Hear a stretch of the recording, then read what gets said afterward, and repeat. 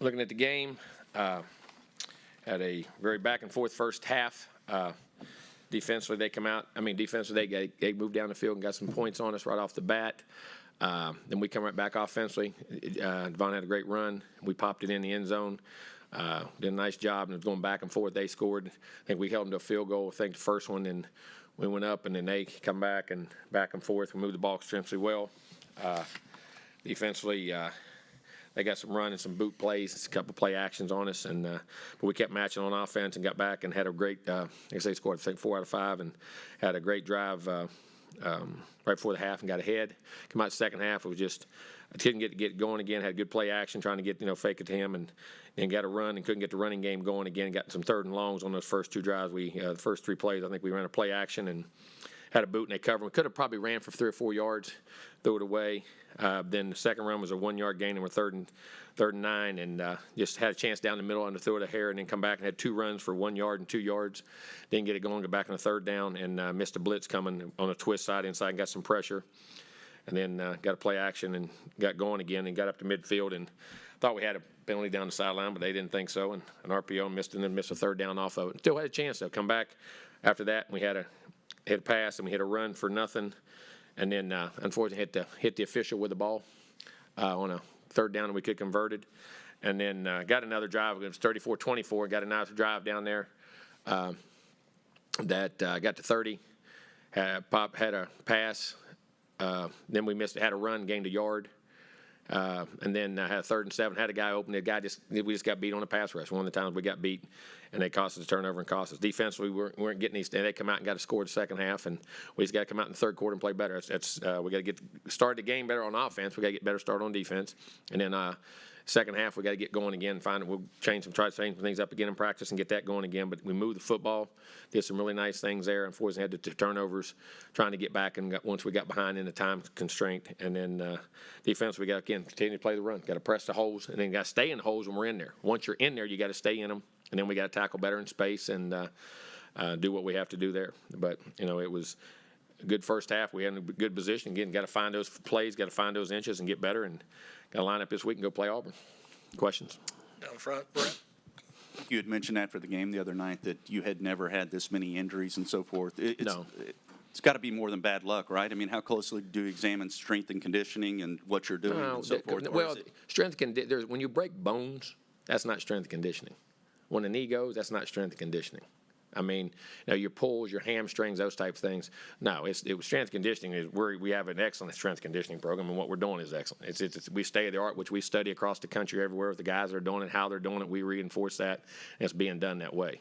And so some of these injuries are, you break a thumb when you hit a helmet. You have a turf toe. That can be shoe related. That can be equipment related. We've had a couple. We have 2 guys out. We had 3 guys out, matter of fact, with turf toes. So you got things like that. You have a knee or a break ankle. Those aren't strength and conditioning. Something like a torn bicep? That can be, biceps can happen.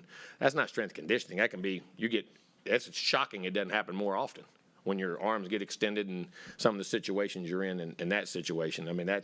That's one time, and that's the only one I've ever had. So you think it's just all bad luck? I do. I don't think what we're doing strength conditioning, we're on top of everything. And it's the state of the art of what's going on at all levels. Yes. Also, in your 5th year, why do you feel like y'all are so young? I think you have guys come out early in draft. I think you have transfer portal, and I think we recruited well. And you got some really good young players that pushed their way through it. And I think you're seeing a lot of teams across the country at times. I think you're going to see this more periodically now that the transfer portals come in, transfers, young guys playing, getting recruiting classes. That's going to be periodically.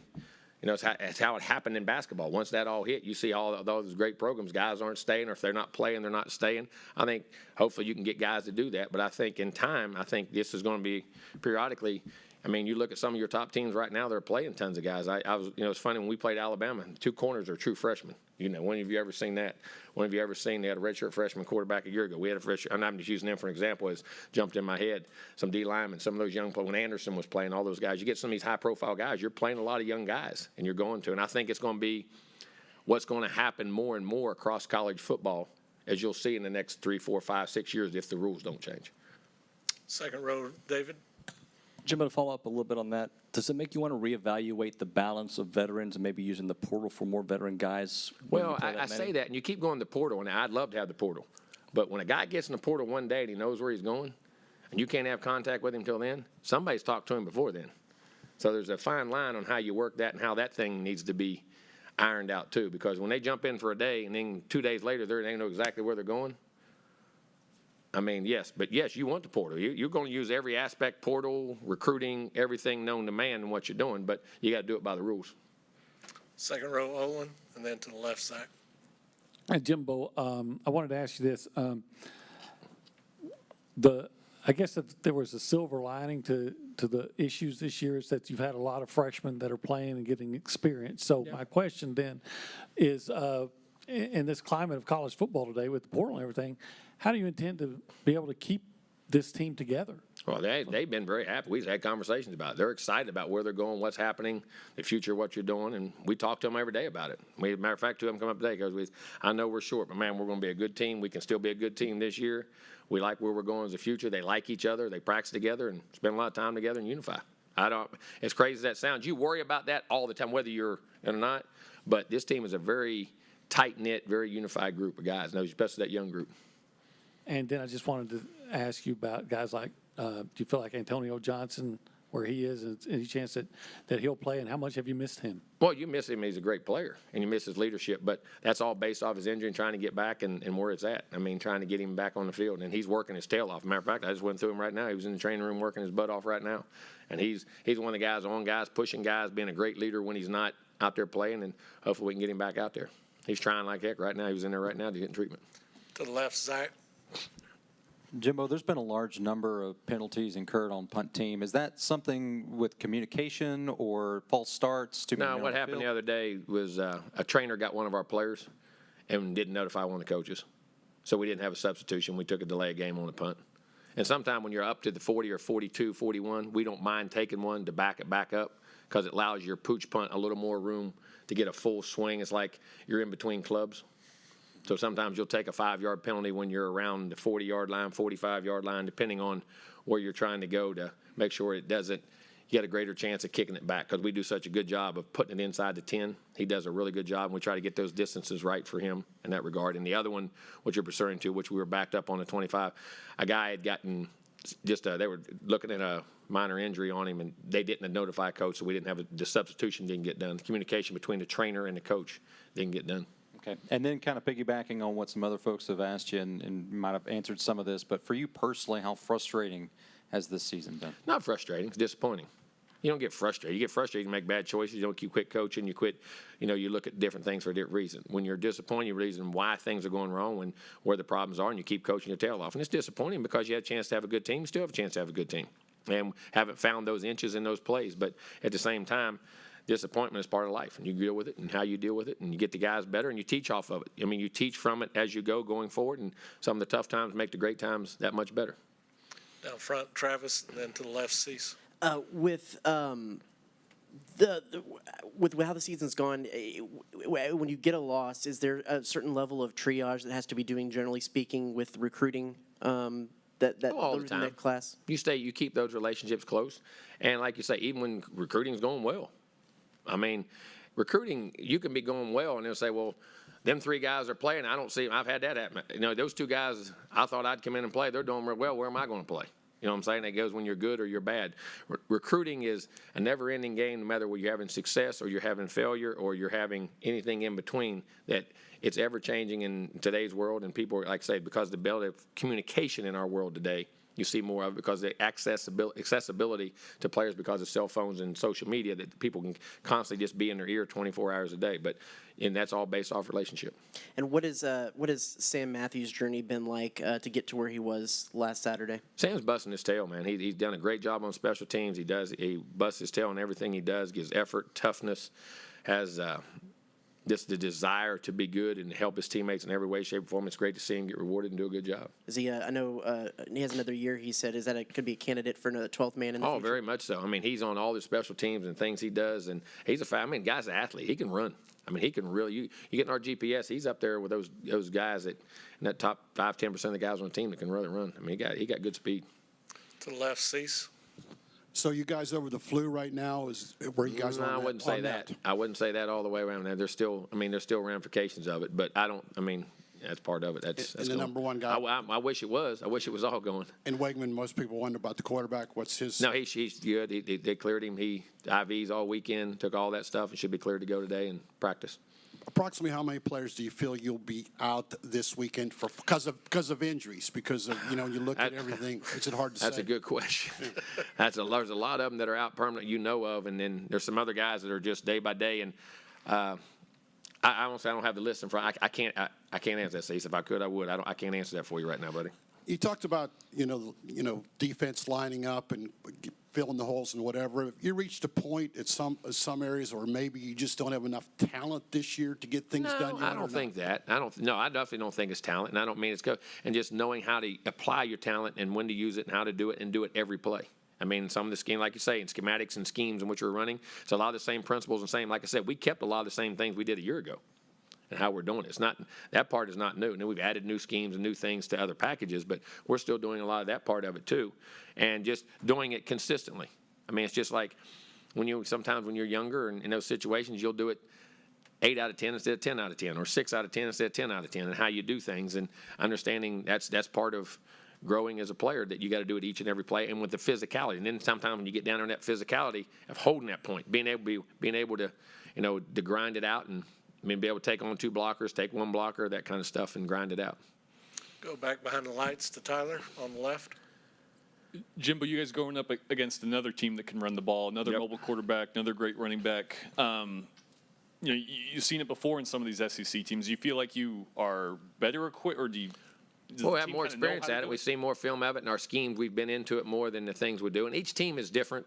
You say that you can unify them, but how schematically they run it each team can be a little bit different, but overall picture, you're still the same principles of, you gotta unify what you gotta try to take away, and then what you gotta expand on, and make sure you have edges and make sure you have everybody accounted for, and then a little bit different. But hopefully from the experience that we've had, from the different looks and the multiplicity of looks we've had, that we've gained a lot of experience from that, from our players and their vision of what they'll see and how they need to see it. We'll stay back behind the lights to the right, Ben. Coach, I guess going off Cease's question a little bit, do you have an idea as far as the secondary depth and just where things are with some guys? I know some guys have been out with injuries and flu. Well, I don't have that list in front of me, and I don't want to get into injuries and a ton of it now. That doesn't, no offense to y'all, but I mean, that tells the other guys who's what, when, where, and why too. So where that's at. But that changes too. I mean, and I say that daily and weekly by guys coming back. Some guys are back. Some guys we think will be back during the week. Some guys you think are today. Some guys may be Wednesday.